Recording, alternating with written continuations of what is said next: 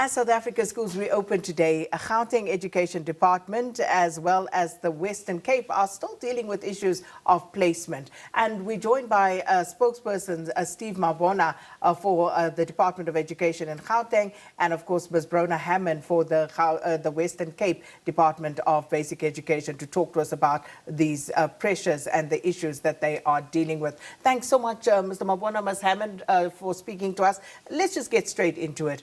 Just in terms of the numbers, in Gauteng and the Western Cape, how many learners are still to be placed and in which grades, and where are the pressures? Mr. Mabona? Yeah, thanks very much and good morning to our viewers and Western Cape colleagues. Look, in Gauteng, we are standing at about 2,900 unplaced learners, and out of that, we have just over 700 of grade 1 learners. So we're highly pressured in the grade 8 because we have realized that many parents do not afford to pay school fees in the independent and private schools. So they are moving, in the public ordinary schools. So that's where we are pressured. And we're pressured in Ekurhuleni, Kempton Park, Tembisa area, and Alberton, and moving to Johannesburg East, in the Ivory Park and the Midrand area. That's where we are pressured. But in all other areas, we have placed everyone. The issue that we have is preference, parents not wanting schools that we gave them. So before I get to Ms. Hammond, we heard earlier, some reports coming through that some of the learners are placed as far away as 60 to 95 kilometers from where they live. Surely that's untenable. No, that's impossible. That cannot be. It will be probably those parents that applied late. During the late application process, when we opened the system in December on the 17th, we only availed schools that had capacity. Now we find that there's parents that will apply late and they would not find schools that they are looking for or schools that are closer to them. They will just, choose a school because during late application, the school that you click, we place you there. There's no option for placement. So they would just click those schools and say, I'm placed very far. So we just need to work very closely with them and say, how do we accommodate them closer? But as a department, we will not place a child in a school that is very far. It happens that we place in a school that is very far because they would have applied at the far schools. If I were to make an example, a parent applied to GP High, and when you place them at Athlone, which is a neighbor of that school, they will say, no, that school is far. But if you give them cheap, they will take it and provide for transport. All right, Ms. Hammond, for the Western Cape, how are you looking in terms of placements? How many learners are still to be placed? Well, if we look at our grade 1 and 8 cohorts, which is what Gauteng is reporting on, we've got about 4,700 learners that need placements. That was the figures as of 7th of January, and a further 2,200 in grade R. Because of course this year we are including grade R as an entry-level grade coming into our schools after the Bela Act. So that is something that we are considering as well in terms of placement, in terms of our figures. So it's roughly about 7,500 actually from the 7th of January, but we have made inroads this week once schools had reopened, and we hope to get updated figures in our meeting on Friday. And where were the pressure areas for you in terms of the grades and also areas demographically? Yeah, definitely in our metro region of the city of Cape Town, the Helderberg region, Strand, Mzamo area. We're seeing some pressure with new housing developments in the Easter River area, as well as Kales River. And then, Dunoon is another pressure point. But I think now with schools having reopened on Monday and the opportunity to then to speak to our school governing bodies about placement, that has yielded some results already. And then obviously the 10th school day is extremely important to us because we do a head count of learners in our schools and we can see where there are opportunities for placement. As well as legally on the 10th school day, you can deregister learners that have not applied or arrived at the school who had applied initially, and that also provides additional placement opportunities. So that is the critical time for us then to then wrap up our placement issues that are required. So for both provinces, Gauteng and the Western Cape, how long do you think it will take for you to clear the backlog completely for those learners who are still not placed? Mr. Mabona? Now, for us, the grade 1 learners, we should clear them this week. The only challenge will be the grade 8 learners.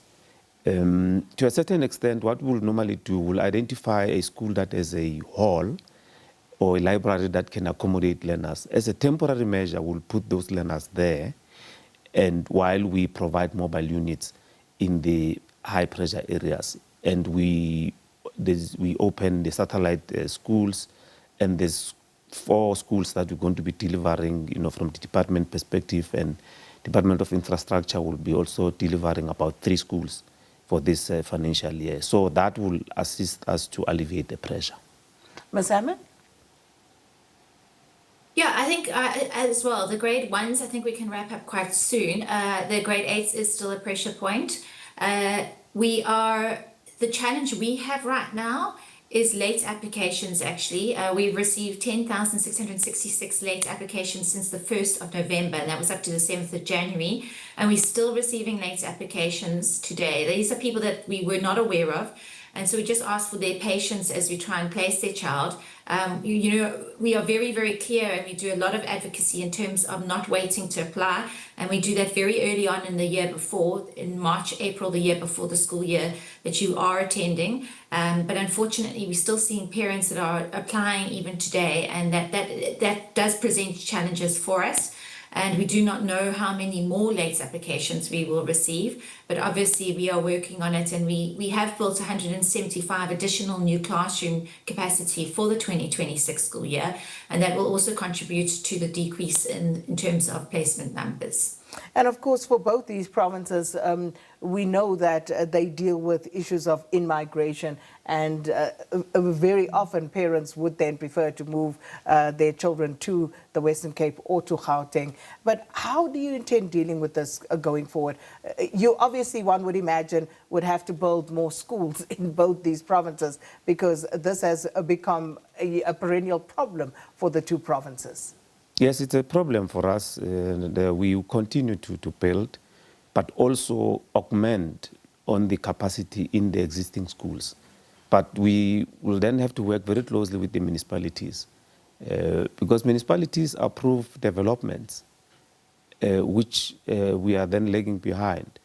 And to a certain extent, they also approve developments in and around our schools without thinking about accommodating schools. So it's a challenge that we are facing, that when they approve, they need to consider also, land for a school, whether it's an independent school or a public ordinary school. But also, we must not be frustrated when we apply to extend the current structure that we have, because it's in some areas they give us problems in terms of their approval. Meanwhile, they then approve the developments, which is something that we will have to work very closely with them. But in terms of the system works very well. You see, the advantage of us having a system, we know what is happening and where. Western Cape is struggling. They don't know how many of the late applications. We can tell you now, we have recorded over 20,000 late applications, and we have placed them, all of them, because they chose schools that are available. The only challenge that we have is the inner grades. There, because the processes are managed at school level, that's where we're struggling. You will see in our district offices, though you will have queues of grade 1 and 8, you will have queues of those that would have went to schools and they couldn't be assisted. They are coming to district to say, we went to a school, they could not assist us. And we have a responsibility as the department to make sure that those children are placed at different schools. Ms. Hammond, the Western Cape building more schools to accommodate some of of the influx, rather, of learners coming from elsewhere? Yeah, we've got a program called the Rapid School Build program, which has been extremely successful, and we actually got an injection of funding from the National Treasury just because of the success of the program. And currently we hope to build 29 schools within a 3-year period. We have, as I mentioned, 175 new classroom capacity for this year alone, and there's further infrastructure developments already underway. Thankfully, we have a wonderful relationship with our biggest demand, which is in the metro region, the city of Cape Town, and we're very grateful for the collaboration we have in many of the projects that we are doing. But our biggest challenge is actual land and space, and that's, like areas like Dunoon, there's not any available land, regardless, and that's our challenge in the metro area right now. Well, thanks so much, Ms. Bronagh Hammond, as well as Steve Mabona, spokespersons for the Department of Basic Education in the Western Cape and Gauteng, respectively, talking to us about learner placement challenges, but saying that they are working tirelessly to make sure that all these learners are placed. But as you can imagine, there are some issues there.